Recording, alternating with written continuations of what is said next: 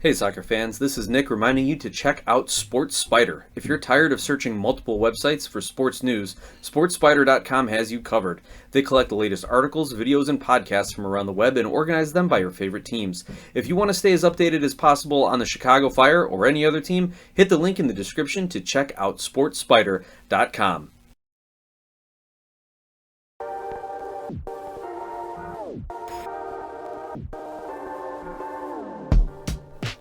Hey soccer fans, welcome back to the Feed the Fire podcast. I'm your host Nick, and the wait is officially over. The wait for the Chicago Fire to be eliminated from the 2024 MLS Cup Playoffs. That is, the Fire with their 1-1 draw against Toronto FC this past weekend have been eliminated. They were the first team mathematically eliminated from the Eastern Conference for the playoffs, and it's kind of been a long time coming. Not many people at many points throughout the season thought that the Fire would break their streak, which is now at 7 seasons of no playoffs, which is a mathematically amazing feat to considering the fact that 9 of 15 teams in the conference have been making the playoffs. So, I don't know, maybe we go buy some lottery tickets as Fire fans, because what are the odds of that happening? Anyway, as we say in the Greek Orthodox Church, memory eternal. I could sing you the funeral hymn, but it would just make you even more depressed. So in this episode, we're going to look at the draw to TFC, a few storylines to keep an eye on for the next couple of games that the Chicago Fire have. But first, a couple of housekeeping measures. I want to recognize, shout out here to the Karahalios boys, George Dean and Tommy, who I got to see at the TFC match this weekend. Thank you guys for sending me some of the pics of meeting some of the players. Very jealous that you guys got to get some photos with Gutierrez and Brady as they were leaving the stadium. And of course, the Greek connection, everyone in full effect. They were able to go in, and it looked like in a little players lounge or something like that underneath the entrance to the stadium on the east side there. They got to see Klopas, they got to see Koutsias. So really happy that you boys had a great experience. Thanks for sharing the photos with me, and hopefully we can all get together for a long game. I think your dad owes me a bourbon or a beer or something like that. Anyway. Also want to thank my friend Greg for driving down from the city to meet me out at the game. It was his first time going to the Bridgeview Stadium, so I was happy to be there for him. And guess what? He didn't get to see the Fire lose, so that works out there.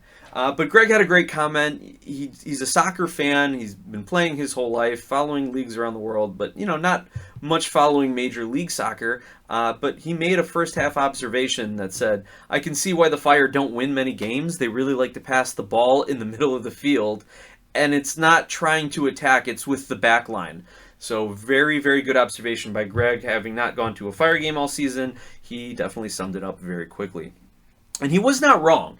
And if you go, I've retweeted it out, but if you're not following, you need to follow at MLS Stat. It's MLS Statistics and Analysis on Twitter. Puts out great passing chart breakdowns, possession, momentum breakdowns, and other statistics after every game. So make sure you go check those out. Look at the passing chart. This is what I find most helpful from the info he puts out. Look at the passing chart. It shows you the average position of every player on the field and how often they're passing to other positions on the field.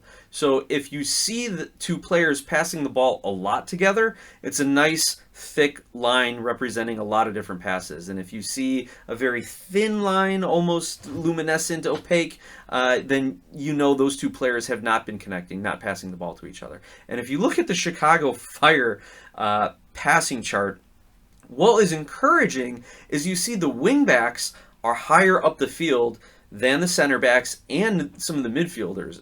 So they're pushing forward and trying to get the attack moving forward. That's the good thing. The bad thing is if you look at the passing lines between the wingbacks and the strikers, they're practically non-existent. So even though the wingbacks are getting forward, they are passing the ball either horizontally to the center mids or backwards to the back line, to the center backs. And the vast majority of the Chicago Fire passes, according to this passing chart, were between the three center backs and the defensive midfield. You saw Gaston Jimenez. I don't think he played one ball forward the entire night. So that is something very, very telling of what the Fire have tried to do tactically throughout this match and throughout the season. The other thing you'll notice is your three midfielders are all really bunched up. They're all in the center circle, and they're all bunched on top of each other, which does not allow for you to really get into any sort of passing rhythm or pull defenders out of position. When you have players that close, it only takes one or two defenders to mark two or three attacking players. I try to preach this to my third graders that I'm coaching. By the way, great win this weekend, 8-2. No, my son didn't get any goals. That was kind of a bummer. He is like always in and around the box, sniffing around, but you know what? Making impact plays nonetheless. But yeah, really proud of my guys. 6-goal victory. Loved it. But getting back to the Chicago Fire, you allow one or two defenders to mark two or three of your guys. And the reason I link that to my third graders is because you can see that bunch ball that kids like to play, that they all just kind of like hover around the ball. When you have a team that knows how to pass and can kind of keep a passing shape, or they have a place they want to attack, some sort of offensive objectives, then they will spread out, and that pulls the defense apart, and it makes the defenders run a lot, and it tires them out, and it allows you to start playing those line-breaking passes. Not just a hockey term, but if you're a team like Toronto who wanted to line up in kind of a 4-4-2, you could have the extra guys roaming about, double-teaming Kuipers, pushing double-teaming on the wings, pinching out on Justin Reynolds or Suke or whoever is on the outside, because all the Fire midfielders are so close together. It really prevents the offense from moving forward. The only way they can maintain possession is to pass back. And the Fire are not good enough and not confident enough to try to play through an odd man defending situation or take a defender one-on-one. So that is a huge issue that the next coach is going to have to figure out. Spread out the Chicago Fire. Where do they want to move? How do they want their passing sequences to look? All right, what were some of the other things I wanted to mention before we get into the match analysis? Oh, thank you to President of Business Operations, Dave Baldwin. He was walking around the East parking lot before the match, shaking hands, talking a little soccer with the fans. I know a lot of people have been ironically tweeting his tweet from June that the Fire were trending in the right direction. But first of all, what do you expect? He's the president of business operations. He's not going to say anything like, guys, I know we're terrible, but thanks for sticking with us. You know, this is his job. Stay positive, and it's just good leadership, good corporate management, good branding. Stay positive, focus on the positive things. But also, he seems to just really love his job, the organization, hanging out with fans. And Dave, if you're listening, please, let's find a time. I'd love to buy you a beer in the off-season. I'm sure you need one or a few. Final housekeeping measure. It's International Podcast Day, which always falls on September 30th. This was definitely a made-up holiday, made up by a podcasting group, but it started back in 2014 as National Podcast Day, and then 2015 they rebranded to International Podcast Day. So thank you all for celebrating International Podcast Day or the day after International Podcast Day with me. It would be nice if I could take the day off from work in recognition of it, but we're not there yet, fans. But maybe one day with all of your support. Speaking of support, feel free to reach out to me on social media at GlassHouseSoccer or email me glasshousesoccer@gmail.com. Ryan, Israel, I got a few emails that I owe you back. But by the way, if you guys haven't met Israel in the supporter section, one of the season ticket holders, he's like, people saw me in my Chicago Fire gear out and someone thought I looked like Marcelo Balboa. And Israel, they're absolutely right. You do look like a much shorter Marcelo Balboa with the long hair, that's for sure. So yeah, Fire fans, you see who you think's a short Marcelo Balboa in the stands, go say hi to Israel, friend of the show, friend of the Fire. All right, let's take a look at this match. Initially, coming into this game, I thought the Chicago Fire should be beating this TFC team. TFC, they seem to be happy to come in and play for an away point, especially sitting in that 9 spot. I thought they would come out with a little bit more aggression, trying to play for the win against a really poor Chicago Fire club. But they seemed content to kind of absorb pressure, but there really was none. So it was just kind of like a middling kind of affair for most, if not all, of the first half. So the Fire, though, looked like the team that were trying to play for a draw. And they lined up a little differently. If they were really desperate and trying to win, I don't know why they came out with this starting lineup, and I'll tell you in a second. You had Brady in goal, 3 center backs, Chihos, Olmsberg, and Suke. Your midfielders, Justin Reynolds on the left, playing more of a wing-back, and Ari Lassiter on the right, playing more of a wing-back. Your midfielders then, Acosta, Jimenez, and Herbers, your strikers, Kuipers, and Koutsias. If they really were desperate and still thinking they were going to win this match, I think they should have started Gutierrez, and I think they should have started Aragoni. I would have liked those. I think Gutierrez is better than Herbers and Jimenez. I think Aragoni is better than Suke, and probably better than Chihos, considering some of his speed issues and age issues and mileage issues lately. But to his credit, Chihos did a great job working Bernardeschi for most of that game. That penalty kick was absolutely the wrong call. I can't even recall if it was Chihos who maybe committed the foul, but we'll talk about that in a second. But if you really were trying to go out and win this game, I don't know why you have Herbers and Suke.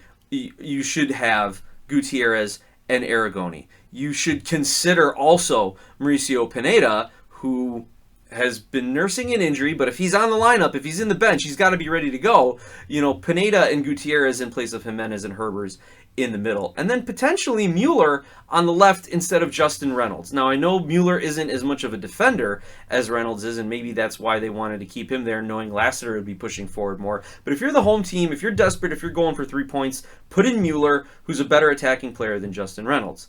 That doesn't say Mueller's without criticism, but if you're looking to push and you're looking to score and you're looking to take 3 points at home, that's what you do. You end up then with Jonathan Dean, Chris Mueller, Aragoni, Gutierrez, and Barlow all coming in off the bench, making appearances for the Chicago Fire. Now the goals that I had speaking of. The first one was a Prince Owusu penalty kick in first half stoppage time. It's garbage. Bernardeschi dives. He realizes he does what every good striker should do.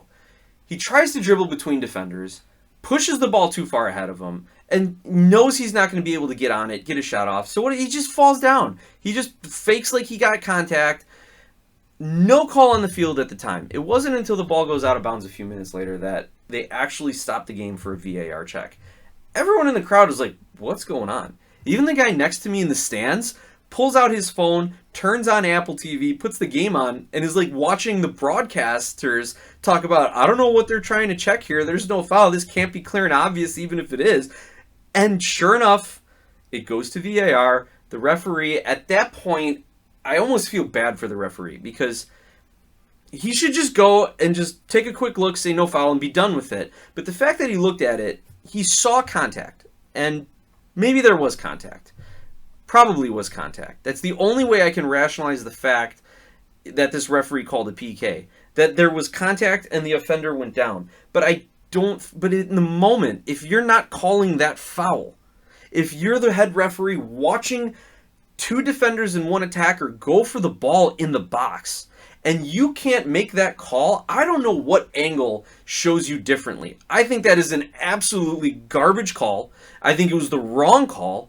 And the fact that now you have, in the 45 plus 4th minute of stoppage time, a PK being awarded to a team who had been mostly, I think, playing a little defensively. So that is, I just think, absolutely terrible for all of those reasons. This referee should probably be taken off assignment for the remainder of the regular season and postseason if it were up to me. And you even heard Frank Lopez in his post-game comments. You go over to ChicagoFireFC.com and listen to those. Frank has always been very polite, but he very politely said this guy got it wrong. So that is something that really irked me. The Fire, though, again, no urgency, no hurry to get it back. It's like they keep thinking, don't worry, we'll get one back. And then all of a sudden it's the 85th minute, and they're like, oh no, we haven't gotten one back. What do we do? But in this case, it comes in the 84th minute. Ari Lassiter with a great cross. Maybe a little too far into the 6-yard box. I think if Sean Johnson, Toronto's goalkeeper, was doing a little bit better, maybe he would have was able to punch it away, deflect it or something. But Jonathan Dean steps in front of the defender, who probably didn't even see him or know he was there, and just kind of taps it in. Good on Jonathan Dean. It's his first MLS goal. Congrats to him. The King Dean fan club's going nuts all over. Even the Chicago Fire Twitter account recognized the fandom on Reddit after that goal. But it's just him being in the right place at the right time and just tapping it in, right? Nothing amazing, nothing great. And good for Jonathan Dean. I'm not taking anything away from him. But if Jonathan Dean is scoring the equalizer at home in the 84th minute, there are much bigger problems than who's your starting right back or that you're bringing Jonathan Dean off the bench. And that's what I will say with that. What I really took away from that goal was Ari Lassiter making a good move on the wing to get free and then to get the cross off in a very dangerous position. And I really think give him that offseason to work with Kuipers and Koutsias. Assuming the new chief sporting officer and head coach want to keep Lassiter around, he's on the club option for 2025. He's cheap. He's experienced. He's probably better than Mueller at this point. I don't know why you don't sign him for $75,000. Right? That's a no-brainer. But I think you give him that offseason to work with Kuipers and Koutsias, and they figure some things out. And I think that's going to be very dangerous, and that's really going to help Kuipers become that 20-goal scorer potentially. Let's see, other observations from this match. I mentioned I don't think Gaston Jimenez passed the ball forward the entire match, though he did have that one shot early on in the first half that was just begging over the top right corner, and I didn't realize how close it was. I was kind of sitting back going, oh, look, Gaston's going to tee one up again from 25, 30 yards out and send it, 30 yards over the net. It hit the little post that was supporting the back corner of the net. That was a real close shot. That was probably his best miss of the season, I would say. Gutierrez comes off the bench, which a lot of people were wondering about why he hasn't played a full 90 in a few weeks. I think it's load management. He just turned 21 this season. It's the end of the season. I don't think they want him to pick up a silly injury that's going to affect his offseason. But if you say you're still going for it and you're still trying to win, why isn't he getting more minutes if he's your best center mid, your best attacking mid? That to me is how the Fire always have one excuse, but they never can. It is an excuse. I was going to say they always have an answer to the question, but it begs two more questions. So to me, those are just making excuses. It doesn't make a lot of sense. And if you don't want him playing a lot of minutes, shut him down, bring up a CF2 player, or pull someone in off the bench. Okay. Other couple player notes. Chris Mueller actually looked pretty sharp at moments after he got subbed in. There was one time he was like juking 3 defenders and made a run into the box. He just kind of put his head down, couldn't find anyone that was open and went for it. And he looked pretty good. Looked like he was ready to play coming in off the bench. And maybe that'll be the role next year if they don't sign anyone for that left side. Lassiter to start, Mueller to come in as a sub. But I still had those moments where he's like wide open at the top of the box looking for a pass. And I was like, Mueller, even if your boys did pass it to you, you're still putting it over the crossbar. I know it. And I could just see his little expression. Hands on his head, squats down with his knees out, like you know the position. You know the pose. So I don't blame his teammates for maybe trying to find another option in those moments. To end on a positive note here though, Justin Reynolds, he looks like the part of a decent MLS defender. I think he is a good backup defender in MLS and definitely on this Fire squad. As he grows as a player, there's a couple things I'd like to see him improve upon. Number one, 1v1 defending. Young players cannot work on their 1v1 defending enough. He does a good job of recovering and kind of forcing opposing players into numbers, and there's been some okay help defending from some of the D-mids with him. So that one-to-one defending is going to be important for him, especially because if he's going to be pushing up, or if the Fire are pushing up the outside back on the other side, and he's got to drop back a little bit, he's going to be left in 1v1 situations, and it's going to be, or if they want him to counter press too while he's pushed up, it's going to be crucial for him to develop that. Also, I think he's going to have to learn how to get more involved in the attack. And this was the criticism I gave of the club as a whole. The wingbacks are pushing forward, but not actually crossing the ball or getting passes into the strikers. So he's going to have to figure that out, assuming the next coach wants to play with the wingbacks that high up the field. I don't know. I think most coaches in MLS do want to play that way, or at least work some overloads and some passing combinations down the outside of the field. So he's going to have to really learn how to get more involved in that sense. But with that skill set from an outside back, he's also going to have to learn how to get back or choose the times when he pushes up. Read the game 2 or 3, 4 passes ahead. And that way he knows, okay, now I can get forward without getting torched on a counterattack, or whoa, I'm starting to see Toronto start to shift their midfield over to me. I am not going to push forward in this point because then they're gonna break out behind me, give and go behind me. So those are a couple things I'd like to see from Reynolds, but very, very encouraging season for him. Very good game. The speed did not seem to bother him. We were sitting on the bench side of the field, the east side of the field. So that second half, he was making his runs in front of us, and yeah, I think he can handle the speed of the game pretty well. All right, let's dive into the statistics here very quickly, and then we will get to our own halftime water break here. The statistics: Chicago ended up with 61% possession, 533 passes, 87% passing accuracy, but again, the bulk of those passes come from the back line to the back line amongst the defenders and the back defensive mids. And as a result, they only get 6 shots, 3 shots on goal. Defense did block 1 shot. The Fire took 1 corner, no hot dogs. Big bummer. Wanted a hot dog today. They got 12 crosses off. But they weren't completing those crosses, apparently. If the passing chart was so little to the strikers there, or maybe that's all they got were those 12 crosses. 1 offside call. I would like to see a couple 3. Fire need to be pushing. Only won 8 aerial duels to Toronto's 11. 0.6 expected goal. Brady credited with 1 save. Defense had 6 clearances, 15 fouls committed to Toronto's 14, and 4 yellow cards to Toronto's 3. And if you do look at the possession numbers, yeah, the Chicago Fire controlled all 5-minute intervals except for 2 in the first half. But boy, that one, let's see, 5, 10, 15, 20, the 25th minute, the 20 to 25 minute mark was all TFC. They had 100% of the possession in that 5-minute interval. And then while they didn't get the goal out of it, they end up, at least keeping the Fire on their back hill so the Fire couldn't take the lead. With that, let's take our water break here. And our halftime water break sponsored by Skira Icelandic Spring Water.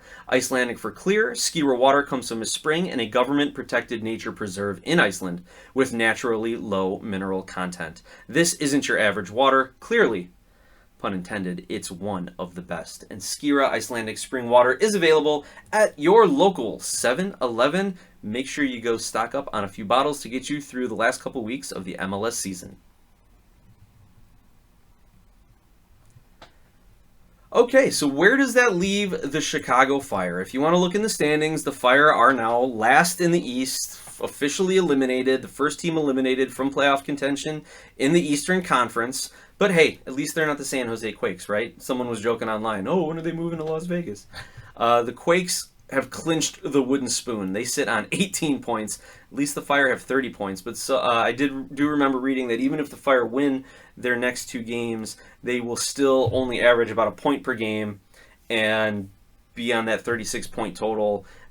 Not any different from years past, right? They're always between 35 and 40 points and way below the playoff line. So the Fire are now the worst team in the Eastern Conference. 7 wins, 16 losses, 9 draws, a negative 18 goal differential.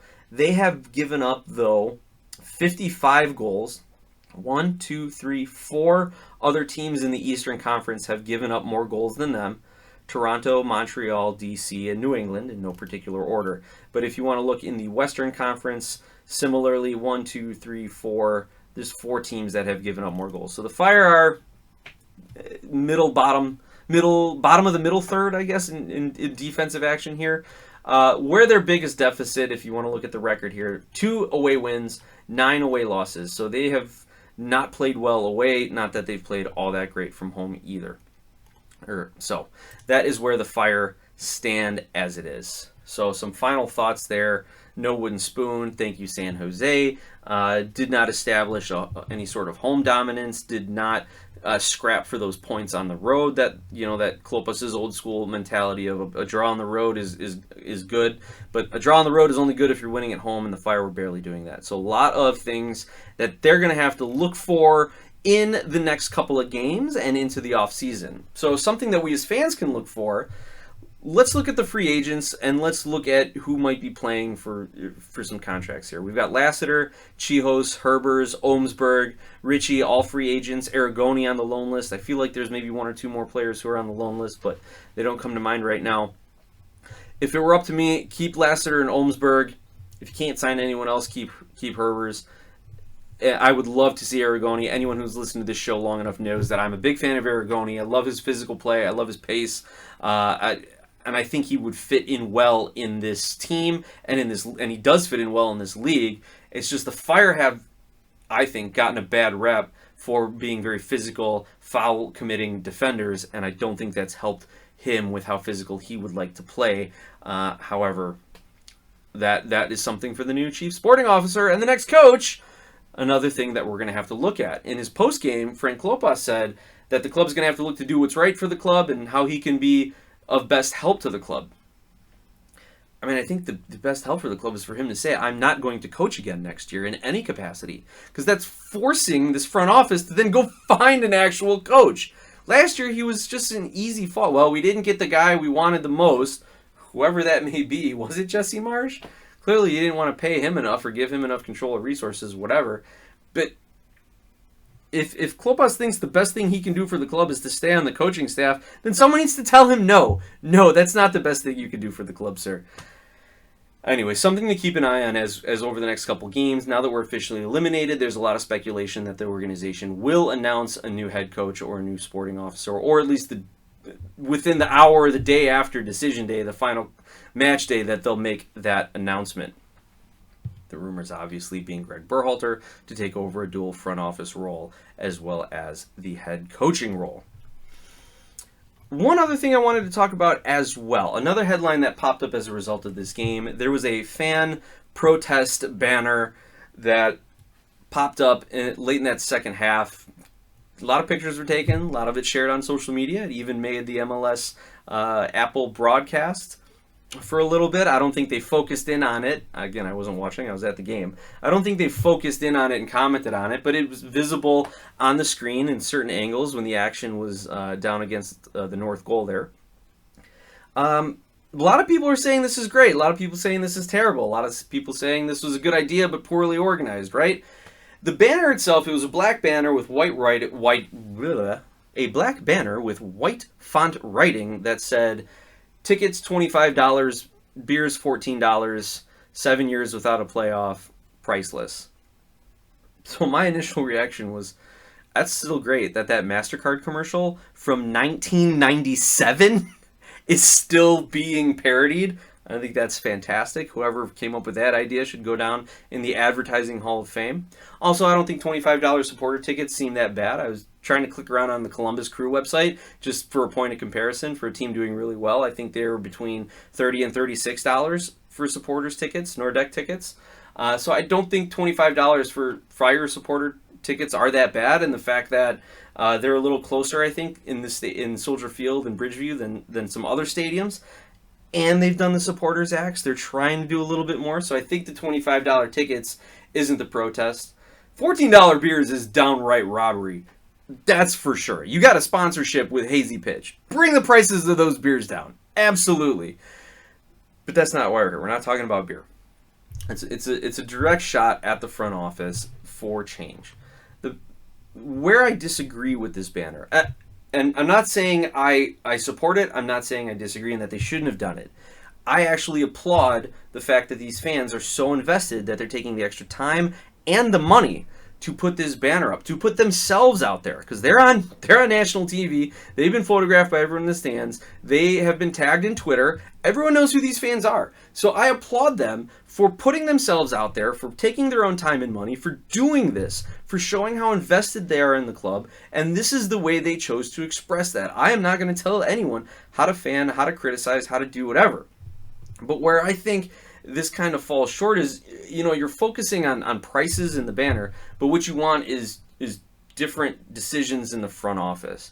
So I think the banner would have been better suited for your purpose to say something like, if you had all the prior owners and sporting director, front office people, almost like a list of Bears quarterbacks. You just cross them all out, and then finally have you like Mansueto and Heights and Pelzer, and just say same results. Different names, same results. Maybe that would be a little bit more poignant, rather than trying to focus on pricing. But I get it. You were going for the number thing. $25 tickets, 14 beers, 7 years without a playoff appearance, priceless. I get where you're going for it. But also personally, I'm not much of a banner guy. And I think maybe the banner would have had a little bit more support if you would have had more fans involved in it, if you would have been able to hold it up and kind of had a parting of the fans and show it. But that would have taken a unified supporter group. That's a completely different issue that I'm going to stay far away from at this point. Maybe we'll talk about some of the supporter group culture in the off-season. But personally, I'm not a fan of the banners because I really don't think they do much to change the mind of the front office, especially when it comes to beer prices. If it were me, I would rather, I don't know, start a podcast and talk about it. But that's just me, right? Not everyone is going to want to put their thoughts out each and every week for 20 to 30 minutes at a time. But also, if you really do want to like get in the heads of the front office people, the Chicago Fire executives, email, Twitter message, and tagging and adding and all that. LinkedIn pages, they're on LinkedIn. You can find them, send them messages, do something. Like, there are ways to directly contact these people.